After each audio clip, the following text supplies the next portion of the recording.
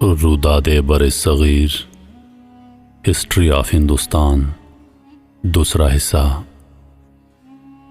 انگریزوں نے مسلمان حکمرانوں کی اجازت سے 1608 میں برصغیر میں ایسٹ انڈیا کمپنی قائم کی اور تجارت کرتے رہے، لیکن ان ظالموں نے اپنی جعل جاری رکھیں، سرمایہ داروں کی موروثی ذنیت سے فائدہ اٹھاتے رہے، ابن الوقت لوگوں پر ڈورے ڈالتے رہے اور رفتہ رفتہ دیوانی کی ملازمت کر کے انتظامی امور میں داخل ہو گئے۔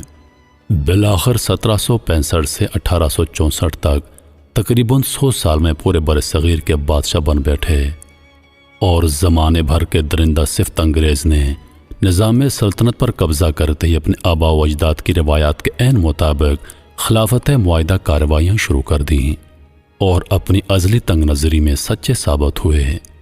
اس مقام پر چند شہادتیں بطور نمونہ پیش کی جاتی ہیں۔ فریضہ حکومت میں کوتاہی۔ نیٹسن نے لکھا ہے، تمام دیگر مشکلات سے زیادہ تکلیف دہ چیز یہ تھی کہ عدالتوں میں ہندوستانیوں اور انگریزوں میں امتیاز کیا جاتا۔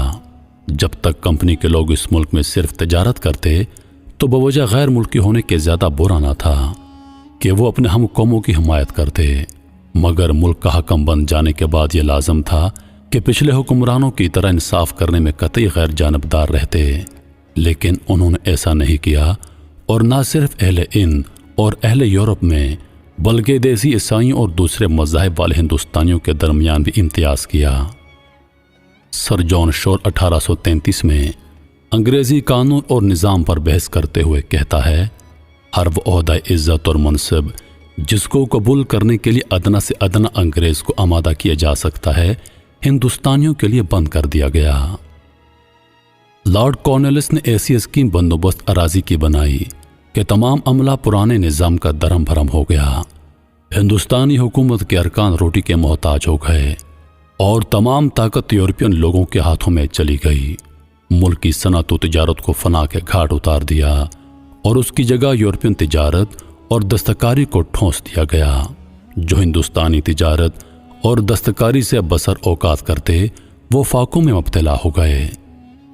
زمین کے لگان اور مال گزاری میں اس قدر اضافہ کر دیا کہ کاشتکاری تباہ و برباد ہو گئی۔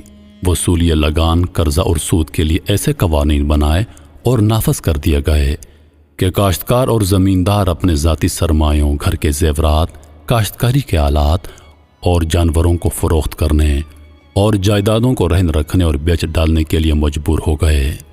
الحاصل کوئی طریقہ ہندوستانیوں کو عزت اور خوشحالی سے بسر کرنے کا باقی نہیں رکھا۔ جو سرمایہ ہندوستانیوں کے پاس مال و دولت کا صدیوں سے چلا آتا تھا، اس کو جائز اور ناجائز طریقوں اور من مانے قوانین وغیرہ سے اپنے قبضے میں لا کر انگلستان منتقل کر دیا گیا۔ شرمناک پالیسی۔ مدراس کی ہائی کورٹ کا جج سر میلکم لوئس لکھتا ہے، امرا کی ریاستیں ضبط کر لی گئیں اور لوٹ کھسوٹ سے ملک کو تباہ و برباد کیا گیا۔ انہیں تکلیف دے کر مال گزاری وصول کی، سب سے اونچے خاندانوں کو برباد کر کے انہیں آوارہ بنا دینے والے بندوبست قائم کیے۔ مذہب میں مداخلت۔ سر میلکم لوئس ہی نے لکھا ہے، ہم نے ہندوستانیوں کی ذاتوں کو تذلیل کیا، ان کے قانون وراثت کو منسوخ کیا، بیاہ شادی کے قاعدوں کو بدل دیا، مذہبی رسم و رواج کی توہین کی، عبادت خانوں کی جاگیریں ضبط کر لیں، سرکاری کاغذات میں انہیں کافر لکھا۔ مذہبی امتیاز۔ نیٹس نے لکھا ہے، 1837 میں جب جوری کا قانون نافذ ہوا تو راجہ رام موہن رائے نے اس کے خلاف ہندو اور مسلمانوں کی طرف سے ایک احتجاجی عرضداشت پر پرزور الفاظ میں پارلیمنٹ میں بھیجی۔ اس میں لکھا گیا کہ عدالتوں میں مزید امتیاز قائم کر دینے سے ہندوستانیوں میں سخت ناراضگی ہے۔ اس قانون کی روح سے معزز ترین ہندوستانی کا مقدمہ ایک دیسی عیسائی حاکم کر سکتا ہے، برخلاف اس کے دیسی عیسائی کا مقدمہ ایک معزز ہندوستانی کی عدالت میں نہیں جا سکتا۔ نیز یہ کہ ہندوستانیوں کے مقدمات کے فیصلے کرنے کے لیے جوری بٹھائی جاتی ہے تو اس میں کوئی ہندوستانی اس جوری کا ممبر نہیں ہو سکتا۔ ان امور سے ہندوستانیوں کی انتہائی ذلت و خواری ہو رہی ہے۔ مقام حیرت۔ مسٹر ہولٹ کیمنزی 1839 میں مال اور دیوانی کی یادداشتیں ذکر کرتے ہوئے کہتا ہے، یہ عمل نہایت حیرت انگیز ہے کہ ہندوستانیوں کے ساتھ ایسے نیک دل انگریزوں کا برتاؤ بھی حقارت آمیز رہا جو فی الواقع نہایت نیک تھے۔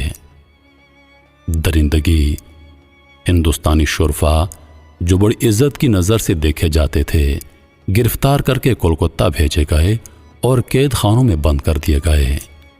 ایسی مثالیں بھی دیکھی گئیں کہ حرام سرا کی حفاظت میں بعض نے لڑ کر جانیں دے دیں۔ مرہٹوں کے حملے سے صوبے میں یہ ہلچل پیدا نہیں ہوئی تھی جو انگریزی قانون کی اس یورش سے ظہور میں آئی ہے۔ ترجیحی سلوک، گوروں کے مقدمات ہندوستانی ججوں کے ہاں فیصل نہ ہو سکتے۔ ریل کے ڈبوں میں ہندوستانی اور یورپین کی تمیز کی گئی، شاہراہوں اور تفریحی مقامات میں ان کے لیے تمیز کی گئی، اجلاسوں کی نشستوں میں تمیز کی گئی۔ ان شہادتوں سے یہ ثابت ہوتا ہے کہ ظلم اٹھانے کے عادی انگریز نے بڑی سنگ دلی سے برصغیر کے نظام سلطنت کو ملیا میٹ کیا، یہاں کے اصلی باشندوں پر عرصہ حیات تنگ کر دیا۔